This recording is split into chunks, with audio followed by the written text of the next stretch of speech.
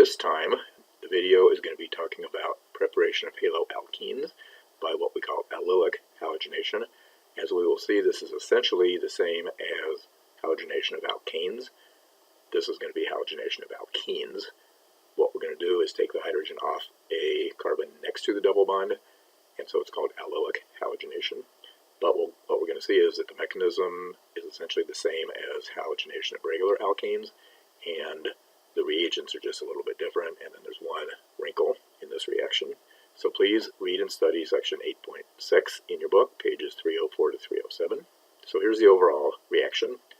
Alkenes, as it turns out, react with bromine and chlorine under certain conditions, and we'll talk about those conditions here in just a minute, to give a haloalkene and then either HBr or HCl. So if you react an alkene with bromine, you get a bromine substituting for a hydrogen. So notice this hydrogen, which happens to be next to a double bond, gets replaced by a bromine, or chlorine if you're using Cl2. This happens to be bromination, but it works just as well with chlorination.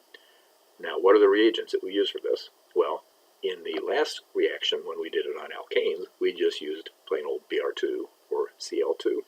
What do you suppose would happen if you took an alkene and you reacted it with Br2? Well, most likely it's going to add across a double bond. That's not the reaction we want to happen here. The reaction we want to happen here is substitute a hydrogen for a bromine. So what we do is we do the reaction in the gas phase under very high temperature. And what that does is, for reasons we won't go into, prevents the Br2 from adding across the double bond. Instead, it's much more likely to form free radicals and abstract a hydrogen rather than adding to the double bond. Or we use a reagent called NBS. NBS stands for N-bromo-6-cinnamide. We'll show the structure of that and talk a little bit about it in a few minutes, but basically it's just a reagent that you use that does essentially the same thing as Br2. It takes off a hydrogen and puts on a bromine in its place. So that's easy enough, taking off a hydrogen and putting on a bromine in its place. But notice that there's this other weird product down here. In essence, what it is what's called an allylic rearrangement product. So essentially, think about it this way. The first thing that happens is the hydrogen gets abstracted, and then the double bond moves from here to where the hydrogen was, and then the bromine gets added back on to that carbon where the double bond used to be. So the other groups, whatever these other 5 things are that are on here, 1, 2, 3, 4, 5, 1, 2, 3, 4, 5, 1, 2, 3, 4, 5, are all still there. The only difference between the product that you would expect and this new oddball product is that the double bond has shifted and the bromine is added on to this carbon to end up there instead of onto this carbon where it ends up there. Now, in fact, both of those happen. So you get the product you would expect, and you also get this product, which is called the allylic rearrangement product. So that's the wrinkle that I mentioned a minute ago. Example, if you take one butene, just a very simple alkene, and react it with Cl2 at 350 degrees, so it's very hot, everything's in the gas phase, you will abstract a hydrogen next to the double bond. So these hydrogens right here are called allylic hydrogens. You'll abstract one of those hydrogens and replace it with a chlorine. It's the same free radical mechanism we talked about in the previous video. That's easy enough. Those hydrogens are much more likely to be abstracted than any other kind of hydrogen in the molecule, whether primary, secondary, or tertiary, and certainly more than the ones that are on the double bond itself. Those don't ever get abstracted. But one of these allylic hydrogens gets abstracted and a chlorine goes on in its place. Easy enough. But then you also get this oddball product where the double bond is shifted over to that carbon. So here it is right there. And the chlorine is added onto that carbon instead. But notice that this was a CH2 to begin with. It's a CH2 in this product, and it's still a CH2 even in the rearranged product. This was a CH to start with. It's a CH in this product, and it's still a CH in this product. This was a CH2 to start with, but we abstracted one of them, and so it becomes a CH in this product. It's still a CH in this product. So as I said a minute ago, the pattern of carbons and hydrogens is still the same. So this really is not a rearrangement. It's an allylic rearrangement, which is not the same thing as shifting hydrogen from one place to another. All we're doing is putting the chlorine onto this system in 2 different places and moving the double bond to account for it. So this is the easy product. This is the more difficult product. Here's some other examples. If you react cyclopentene with Br2 at 350 degrees, again, you're going to do the allylic substitution, not add across the double bond. And it's going to take off one of these hydrogens, which are next to the double bond. So these 2 hydrogens that are on here are allylic hydrogens. one of them and you put the bromine on. Now that's the only product, because if you shift the double bond down to here and put the bromine on here, turns out it's the same product. Notice that these hydrogens on this carbon are also allylic. If you abstract one of those and put on a bromine, you still get the same product, it's just turned. Or if you shift the double bond over there and put the bromine on that carbon, it's still the same thing. So all of those possibilities, you end up with the same product in this case. What about this alkene? Well, notice that these hydrogens are allylic and these hydrogens are allylic. If you replace one of those with a bromine, then you end up with a bromine on that carbon. So this carbon right here is this carbon right here. We've now added a bromine onto it and kept the double bond where it was. Or shift the double bond over to here after having abstracted the hydrogen, and then let the bromine attach on to that position. So this gives you two possible products. This would be 1-bromo 2-butene. This would be 3-bromo 1-butene. These are allylic rearrangement products of each other. This is the normal product. This is the so-called oddball product.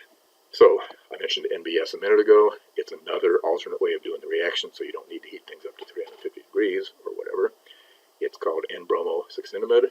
This is its structure.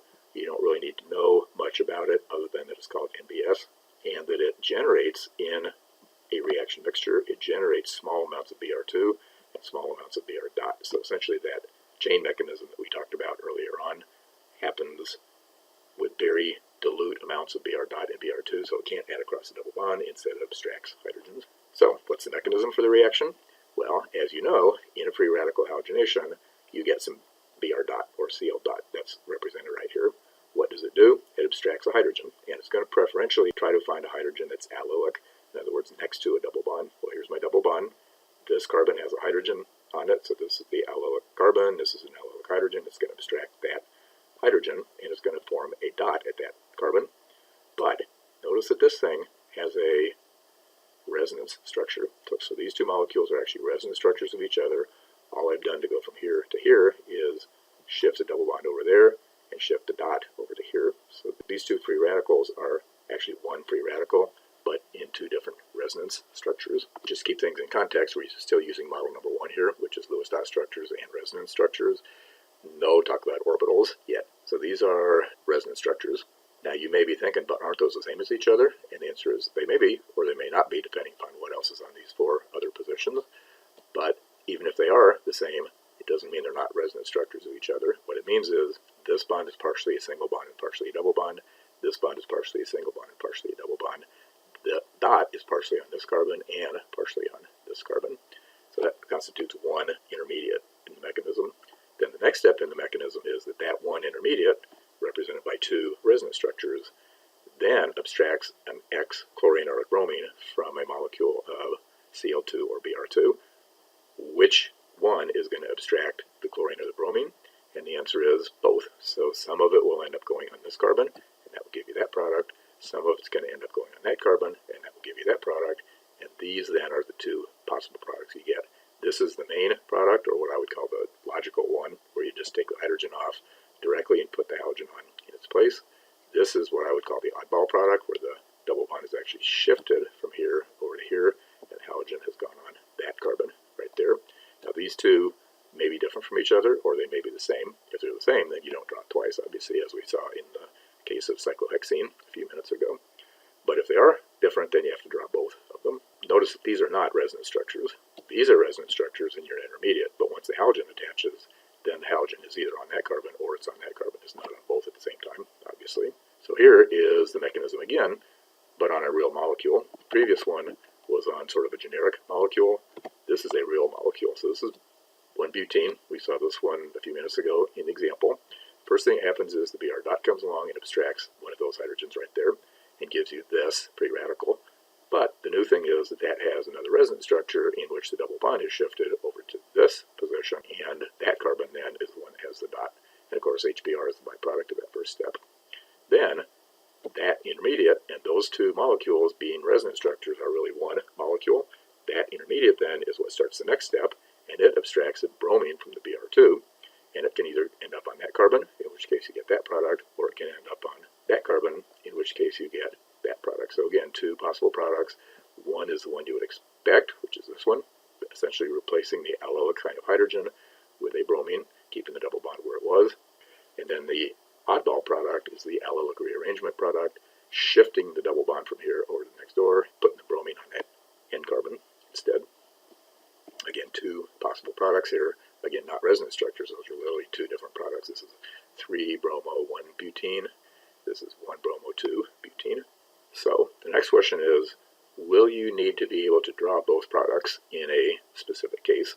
And the answer is yes. So if I give you an alkene with allylic hydrogens, and I give you either the halogen, Br2, or Cl2 at very high temperature, or the reagent NBS. By the way, NBS only gives bromine, not chlorine. Then you need to be able to draw both products if they're different from each other. Do you need to be able to predict which one is the major product? And the answer is not at this point. The fact is they're not formed necessarily in equal amounts. We will eventually learn how to predict which one is the major product, but not in this chapter. So just be able to draw both structures. And that's the end of the lecture. Thank you.